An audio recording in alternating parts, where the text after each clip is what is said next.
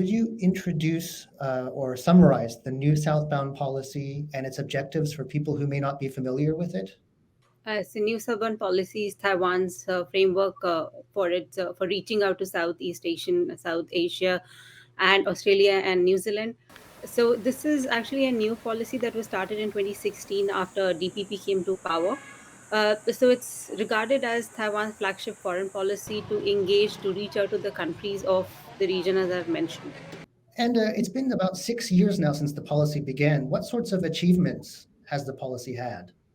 I always believe that it's too short of a period to judge a policy, but I think there are efforts to engage the countries of the region. Taiwan is really trying to engage through people to people ties. Specifically, if you look at with some of the Southeast Asian countries and even with India, you would realize that there is more people to people engagement between the two countries. People in the new southbound policy countries are actually talking about Taiwan in a meaningful way, not just about cross-strait relation tensions with China. Now, China's foreign minister is currently on a whirlwind tour of Southeast Asia. What impact do you think this will have on Taiwan's efforts to reach out to the region, if any? And should Taiwan respond in some way? I think Taiwan has something that China is not doing, is reaching out to the people, is reaching out to the business community. So there is mutual benefit, be it COVID-19 pandemic or be it economic relationships. So I think there is no threat in kind of engaging Taiwan if you just keep the China factor aside. Even with economically engaging Taiwan, these countries, especially in Southeast Asian region, they have benefited immensely from engaging with Taiwan. From the 1990s till now, you would see that how Taiwanese businesses are going to Southeast Asia, how they are trying to pull out of China, and how they are investing in Southeast Asian countries.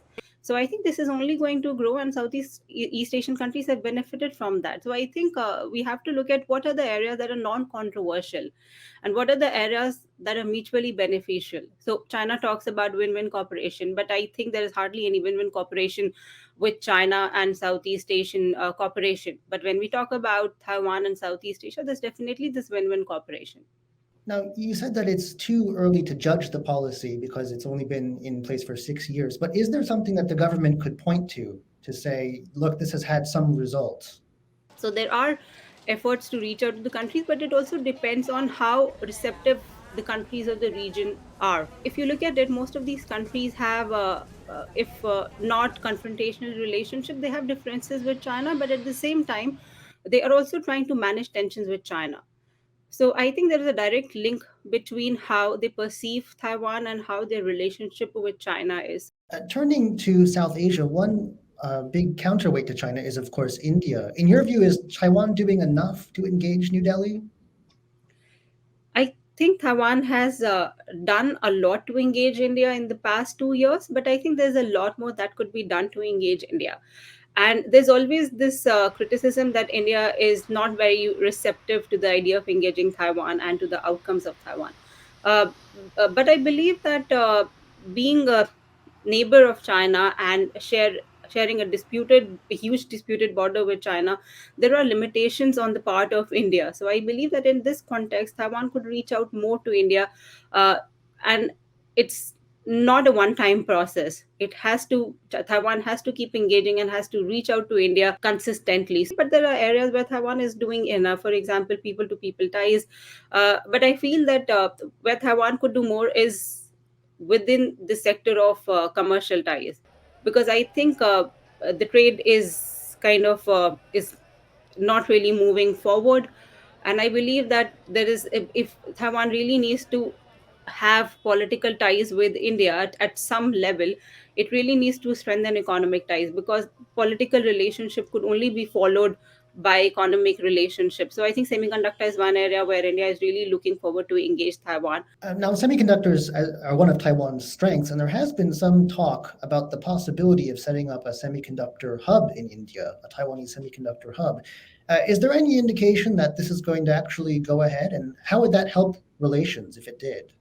As in, I think it would be a game changer for India-Taiwan relationship, and India has really been trying to court Taiwan, specifically TSMC, to establish plants in India. But Foxconn is already there; it has been there in India for a long time. But what we are seeing is TSMC is not really keen on coming to India. There are several reasons for it. Their hands are full and they don't really have any motivation to go to a new market right now. But I think it would really be a game changer, specifically when India is really trying to establish its own semiconductor ecosystem. So Taiwan could really help India where India really needs help.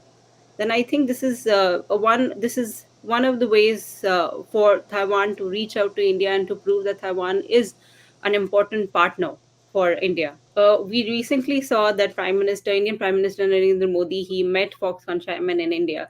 So it became news in both Indian and Taiwanese media. But as I mentioned, that Foxconn has already been there in India. But what about TSMC? So I don't really see and haven't really heard any plan of TSMC that they're going to come to India anytime soon. Now, you said that Taiwan really does need to do more to engage with India economically. What other ways besides semiconductors could Taiwan do that? So I think trade has just been stuck at, as in it hasn't even reached US $10 billion. When you look at the size of India and when you look at Taiwan, you would realize that the trade volume is abysmally low. So I think perhaps what Taiwan could do is to have more Indian products in Taiwan, because what India is also concerned about, its balance of trade. So I think there are a lot of sensitive areas where when Taiwan tries to engage India, it has to be cognizant of what India's interests are. And apart from that, I think economic is one of the major areas where India is also really keen, and India and Taiwan would get equal attention in that area. But apart from that, I think what Taiwan also could do is to reach out to the media of more to the media of India. And I think it's important, and it's there is a kind of narrative that I think it's important that Taiwan's story needs to be told. We saw that in 2020, 2021, that was there. But now I'm looking at Indian media, I see that there are less stories on India. There's less reportage on Taiwan. So I think it's important that Taiwan's story needs to be told, and Taiwan really needs to reach out to people more. Taiwan really needs to reach out to the media of India.